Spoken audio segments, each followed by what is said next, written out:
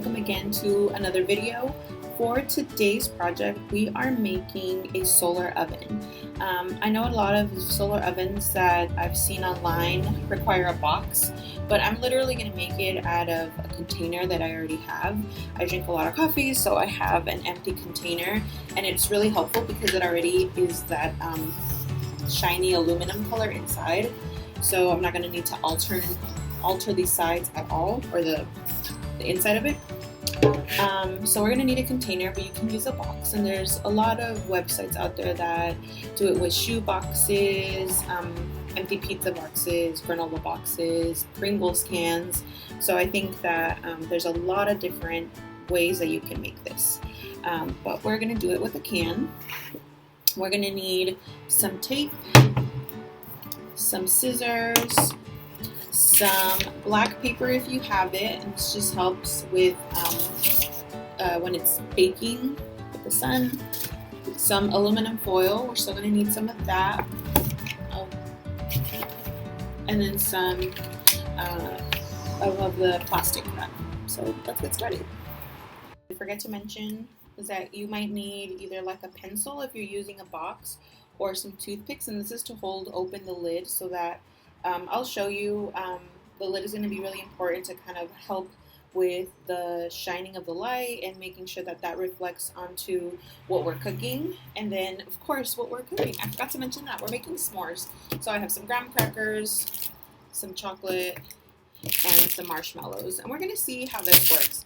I know that it's not going to necessarily work like if you were using a fire pit or making them like that, but I think that if it gets the chocolate a little melted and the marshmallow a little gooey, then we've done our job successfully. So what we're going to start off with first is, since our can already has this part lined up with the foil or the reflective part of it, we don't need to line this up at all. The only thing we do need to make sure is at the bottom, which is also aluminum down here, we're going to put a black layer of paper down here. If you don't have the black paper, you can just put a paper plate. A piece of paper, kind of jagged. I didn't trace it, I kind of just traced the lid. And I'm going to fit that inside of the can. If it's for a box, then just cut the paper to fit the bottom of the box. So we have our black paper inside.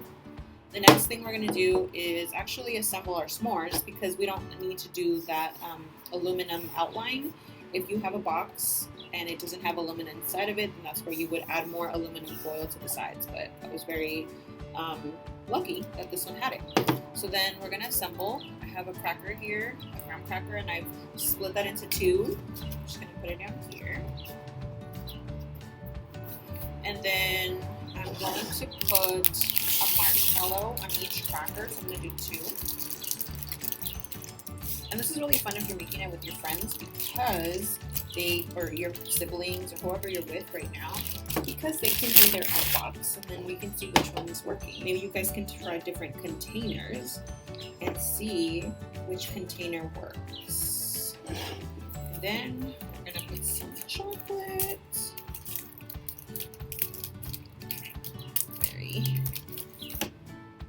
Just a piece each on top. And then you can always cover it with a cracker when it's done. And then, so this is the fun part. This is the part I'm gonna cover this up then with some plastic wrap so nothing gets in it, because I'm gonna leave it outside for a while. And then what I want to do is put it somewhere where there's sun and reflect this kind of like up into the sun, but also low enough that the sun is reflecting down here to my foil, and then going down to my oven, and that it's getting that light and it's cooking. So it's just kind of making that light reflect directly on it, versus it kind of like having to go through this container and kind of find a way through. It's more purposing the light towards there. So we're going to leave this to the side and put some plastic wrap.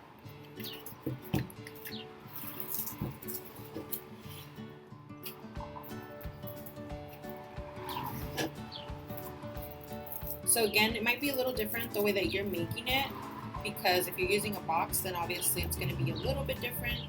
But at the end of the day, you're still going to need these things. You're going to need some plastic wrap, maybe even a box, like, I mean a bag, a Ziploc bag. And then I'm just going to secure it with like 2 pieces of tape. You don't have to. It looks like it's sticking on pretty well, but on the places where it's not, it doesn't look like it's covering it that well, so I'm going to secure it. Okay? So here I am just double checking that my marshmallows and chocolate are intact. And again, when you move this, you just have to move it really carefully because you do not want to, you know, drop those. They're kind of wiggly, but it's okay. All right, now it's the lid and the moving towards the sun part that's next.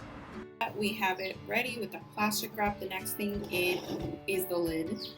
And so our lid, like in a shoebox, you might have the lid attached, or you might have a little compartment where it would stay. And then in this one, it's round, so it's a little harder, but I think it could be done.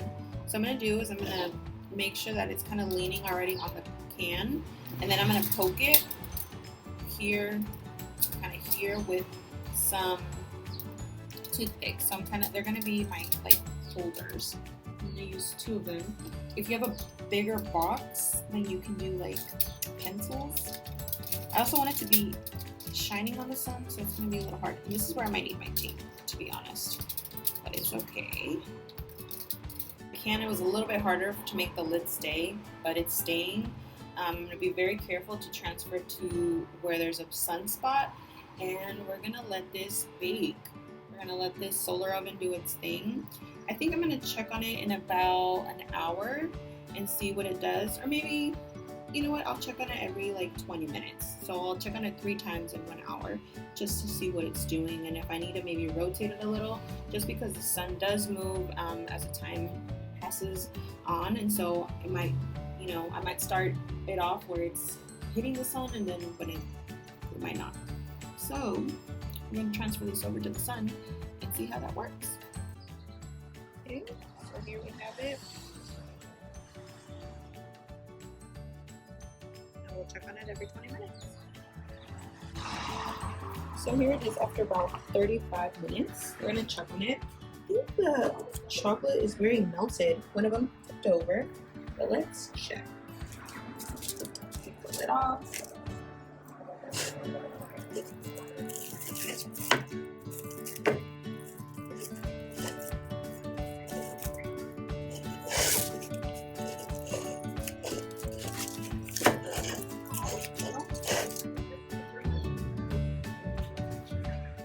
So here we have our nicely melted chocolate s'mores. The marshmallow seems to be a little bit softer. I think if I would have left it a little bit longer, it would have gotten a little bit more melted, but I think it is great the way it is. As always, we thank you for watching. Please subscribe and have a good rest of your day. Bye!